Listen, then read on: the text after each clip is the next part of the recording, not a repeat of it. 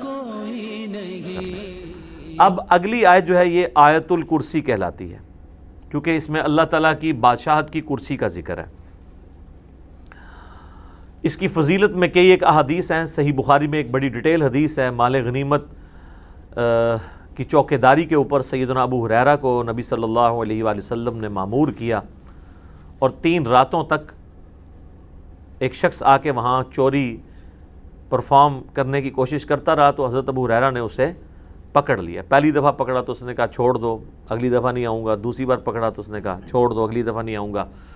تیسری دفعہ جب پکڑا تو انہوں نے کہا اب تو میں تجھے رسول اللہ کی بارگاہ میں ضرور پیش کروں گا۔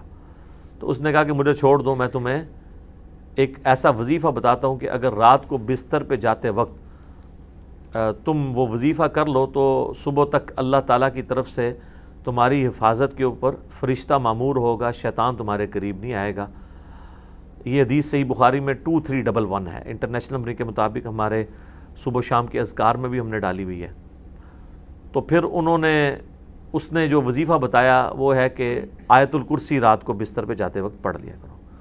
تو حضرت ابو ہریرہ نے اس کو چھوڑ دیا۔ نبی علیہ السلام ہر موقع پہ جب وہ صبح بتاتے تھے تو نبی صلی اللہ علیہ وآلہ وسلم فرماتے تھے وہ جھوٹا ہے، آج پھر آئے گا۔ تو خیر وہ بھی سمجھدار تھا، وہ تیسری دفعہ جب جھوٹا ہے وہ چوتھی دفعہ آیا نہیں ہے۔ تو تیسری دفعہ حضور نے کہا کہ 3 دنوں سے تمہارا جو آنے والا وہ مہمان تھا نا، وہ شیطان تھا جو انسانی شکل میں آیا تھا، ہے وہ جھوٹا ہے لیکن اس نے بات سچی کی ہے۔ تو یہ ایک اصولی بات ہے کہ سچی بات اگر جھوٹا بھی کرے تو اس بات کی تصدیق کر دینی چاہیے۔ تو وہ آیت الکرسی کا وظیفہ مل گیا۔ اسی طریقے سے سنن نسائی الکبریٰ میں اسی کی ایکسٹینشن ہے۔ سنن نسائی الکبریٰ کے اندر ایک حدیث ہے، امام نسائی نے اس میں ایک چیپٹر باندھا ہے عمل الیوم واللیلہ، وہ سنن نسائی الکبریٰ کا چیپٹر ہے۔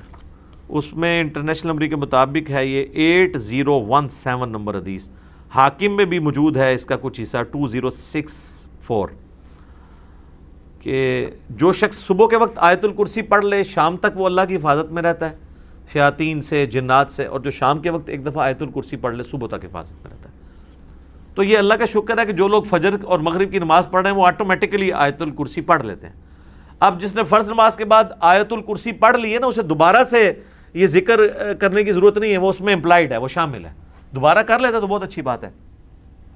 اور ایک اور فضیلت ہے جو سنن نسائی الکبریٰ میں ہی ہے، 9928 نمبر حدیث ہے اسی عمل الیوم واللیلہ چیپٹر میں، کہ جو شخص نماز فرض ادا کرنے کے بعد نماز فرض آیت الکرسی پڑھ لے گا وہ مرتے ہی جنت میں داخل ہوگا، لیکن اس میں نماز شرط ہے۔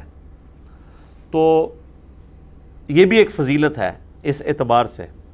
اس کی ایک ضعیف سند بھی ہے سنن کبریٰ البیہقی میں مولا علی سے، اس میں الفاظ یہ ہیں کہ وہ آیت الکرسی کسی سے گفتگو کرنے سے پہلے پڑھ لے، لیکن جو سنن نسائی الکبریٰ میں صحیح سند ہے اس میں یہ الفاظ نہیں ہے۔ لیکن اس طرح کی جو ضعیف روایتیں ہیں نا، جب صحیح احادیث کو سپورٹ کر رہی ہوں نا تو اسی کو فالو کرنا چاہیے۔ کوشش یہی کرنی چاہیے کہ بغیر گفتگو کیے سلام پھیرتے ہی آیت الکرسی پڑھ لی جائے۔ البتہ اگر کوئی گفتگو کر بھی لیتا ہے تب بھی فضیلت مل جائے گی، کیونکہ جو صحیح حدیث میں اس طرح کے الفاظ موجود نہیں ہیں۔ تو یہ 3 بڑے بڑے فضائل ہیں۔ باقی میں نے قرآن حکیم کی صورتوں کے فضائل کے اوپر ڈیٹیل لیکچر ریکارڈ کروا دیا ہوا ہے، مسئلہ نمبر 112 ABC، جسے شوق ہے تو وہ دیکھ سکتا ہے۔ اللہ لا الہ الا ہو، اللہ ہی ہے وہ کہ نہیں ہے کوئی معبود سوائے اس کے۔ الحی القیوم، وہ خود سے زندہ ہے اور باقی سب کو قائم اسی نے رکھا ہوا ہے، سب کو زندہ رکھنے والا وہ ہے، باقیوں کی زندگی اس سے مستعار ہے، اس کی زندگی حقیقی ہے، اپنی ہے۔ لا تأخذہ سنۃ ولا نوم، اور اس کی زندگی اتنی کامل ہے کہ نہ تو اسے اونگ آتی ہے اور نہ نیند۔ ہماری زندگی آپ دیکھ لیں ناقص ہے، ہم 24 گھنٹے کے اندر ایک دفعہ ضرور مر جاتے ہیں۔ موت نیند کی بہن ہے نا، اسی لیے آپ دیکھیں آپ کو جو رات کو سونے کی دعا سکھائی گئی ہے صحیح بخاری میں، اللہم بسمی کا اموت و احیا اور اللہم باسمی کا اموت و احیا دونوں الفاظ درست ہیں. تیرے نام سے زندہ ہوتا ہوں اور مرتا ہوں. اور صحیح بخاری میں جو صبح اٹھنے کی دعا ہے وہ تو ہے ہی ہے, اس میں تو ڈائریکٹ کلیئر ہو گیا. یہاں تو پھر بھی کوئی کہہ سکتا ہے کہ ایمبیگوٹی ہے کہ یہ اس نیند کا بھی ذکر نہیں ہے, لیکن اس میں تو واضح ذکر ہے الحمدللہ الذی احیانی بعد ما اماتنی, یا احیانا بعد ما اماتنا, جمع کے سیغے سے ہو. وَإِلَيْهِ النُّشُورُ, تمام تعریفیں اس ذات کے لیے جس نے ہمیں مرنے کے بعد دوبارہ زندہ کر لیا. پھر سورہ الزمر میں بھی آتا ہے کہ اللہ تعالیٰ ہی ہے جو رات کو جب تم سوتے ہو تو تمہارے نفس کو قبض کر لیتا ہے, پھر جس کو اپنے پاس رکھنا ہوتا ہے اسے روک لیتا ہے, جس کی باقی ہوتی ہے اس کو دوبارہ واپس بھیج دیتا ہے. تو نیند بھی موت کی ایک فارم ہے. ہماری جو زندگی ہے وہ بھی ناقص ہے, ہم ڈیپینڈنٹ ہیں اللہ کے اوپر اس اعتبار سے کہ جب چاہے وہ سانس روک لے, اور اس اعتبار سے بھی کہ 24 گھنٹے میں ہمیں ایک دفعہ سونا ہی پڑتا ہے, ادروائز آپ اگلے 24 گھنٹے. دنیا کا ذہین ترین آدمی, دنیا کا طاقتور ترین آدمی کتنے گھنٹے جاگ سکتا ہے؟ یہ بزرگ جو جاگتے رہے ہیں نا 1-1 سال یا 2-2 سال, کہانیاں نے, کوئی نہیں اٹھ جاگ دے. جس کو ہے نا اس کو لے کے ہیں جاگ کے بتائے کوئی. اور کہتے ہیں جناب 3 سال تک کھایا پیا نہیں ہے. اس کے ساتھ اس کہانی کو کمپلیٹ کیا کریں, ساتھ یہ بھی کہا کریں کہ نہ کھادا پیتا نہ پیشاب کیتا, کیونکہ اگر کھایا پیا نہیں ہے تو پیشاب تو کھانے پینے کے ساتھ ہے نا. آپ کھانا پینا چھوڑ دیں پیشاب ختم ہو جائے گا. یہ ساتھ کیوں نہیں کہتے ہیں کہ 3 سال تک پیشاب بھی نہیں کیا, اور پھر اس طرح کا بندہ لے کے آنا ہے, اس کا جو ہم کریں گے نا وہ ہماری ویڈیوز میں ریکارڈ ہے, آج چھوڑ دیں. لہو ما فی السماوات و ما فی الارض. اچھا دوسرا ہے نیند نہیں آئے گی اور اس سے اونگ بھی نہیں آتی, یعنی اتنی کامل زندگی ہے کہ ایک لمحے کے لیے بھی جھٹکا نہیں آتا. لہو ما فی السماوات و ما فی الارض, اسی کے لیے ہے آسمانوں اور زمین کی بادشاہی. اچھا آسمان ہمیشہ جمع کے سیغے کے ساتھ آتے ہیں, زمین سنگولر کے سیغے کے ساتھ, سوائے ایک پارہ نمبر 28 کے اندر کہ اللہ نے 7 آسمان پیدا کیا اور اس کے مثل زمینیں بھی. چونکہ یہ اللہ تعالیٰ کی طرف سے ایک میریکل پلانٹ ہے روئے ارض, زندگی ابھی تک یہیں پہ دریافت ہوئی ہے جس زندگی کو ہم جانتے ہیں, اس لیے اللہ تعالیٰ اسپیشلی اس کا ذکر کرتا ہے. تو قرآن میں جب بھی آئے نا کہ آسمانوں اور زمین کی بادشاہت سے مراد پوری کائنات. من ذا الذی یشفع عندہ الا باذنہ, کس کی جرأت ہے کہ اللہ کے حضور کسی کی شفاعت اور سفارش کر سکے سوائے اس کے اذن کے. ظاہر ہے کسی کی جرأت نہیں ہے. دنیا میں سفارش یہ ہوتی ہے کہ کسی شریف آدمی کو پکڑ کے پولیس لے گئی ہے تو ایک وہاں کا بڑا آدمی جا کے سفارش کرتا ہے کہ جی آپ کو غلط فہمی ہوئی ہے, میں اسے شروع سے جانتا ہوں, بڑا شریف آدمی ہے. اب اللہ کو اس طرح کی سفارش تو کوئی نہیں کر سکتا کہ یا اللہ آپ کو غلط فہمی ہوئی ہے, بندہ غلط پکڑ لیا آپ نے, نہیں, ایسے تو ہو ہی نہیں سکتا. اسی لیے اللہ نے کہا کہ اس کی جرأت ہے کہ مجھے کہے, مجھے سفارش کرے کسی کی, کہ میرے کہنے سے نہیں. تو اب آپ دیکھ لیں بابوں کے بارے میں وہ دھونس کے عقیدے جو رکھے ہوئے ہیں, اسی تو آپ کو قرآن نہیں پڑھنے دیتے. جس نے یہ آیت پڑھنی ہے اس نے کہنا ہے کہ بابا کتوں آ گیا, اتنے کوئی بھی کھنگڑ نہیں دینا اللہ نے سوائے جس کو اذن دیا ہے محمد رسول اللہ صلی اللہ علیہ وآلہ وسلم. اور وہ بھی ایک پوری دردناک حدیث ہے بخاری مسلم میں, حدیث شفاعت, وہ یوٹیوب پہ میرا کلپ دیکھ لیں, شفاعت رسول صلی اللہ علیہ وآلہ وسلم کا عقیدہ. یعلم ما بین ایدیہم وما خلفہم, وہ جانتا ہے جو ان سے پہلے ہو چکا جو ان کے بعد ہونے والا ہے. یعنی اللہ تعالیٰ ہمارا جس کی سفارش تم میرے پاس لے کے آؤ گے نا, مجھے پتا ہے اس نے پہلے کیا کیا اور آندہ کیا کرنا ہے, مجھے بتا رہے ہو. اور ایک معنی یہ بھی ہے کہ جو سفارشی بھی ہے نا, اللہ تعالیٰ ان کو بھی جانتا ہے کہ ان کا علم پہلے کا کیا تھا اور بعد کا علم کیا ہے. اللہ تعالیٰ نے ہر ایک کو اپنے علم سے گھیرا ہوا ہے. وَلَا يُحِيطُونَ بِشَيْءٍ مِّنْ عِلْمِهِ إِلَّا بِمَا شَاءَ, اللہ کے علم کو کوئی نہیں گھیر سکتا سوائے اللہ تعالیٰ جس کے لیے چاہے تو اس کے اوپر کوئی علم آشکار کر لے. یعنی اللہ تعالیٰ کے علم کو کوئی اور مخلوق نہیں گھیر سکتی. اللہ نے سب کو اپنے علم سے گھیرا ہوا ہے سوائے اس کے کہ وہ جو سورہ آل عمران میں بھی آتا ہے 179 نمبر آیت میں کہ اللہ کی یہ شان نہیں ہے کہ وہ اپنے غائب کے اوپر کسی کو اطلاع دے سوائے اپنے پیغمبروں کے, اور تمہارا کام ہے اللہ اور اس کے پیغمبروں پر ایمان لاؤ. پیغمبر وہ ہستی ہوتی ہے کہ جس کو اللہ تعالیٰ غیب کی خبریں دیتا ہے, غیب کا علم دیتا ہے اتنا جتنا اس کے لیے پسند فرماتا ہے. علم الغیب کے اوپر میرا مسئلہ نمبر 6A اور 6B آپ دیکھ سکتے ہیں, وہ ڈیٹیل ٹاپک ہے.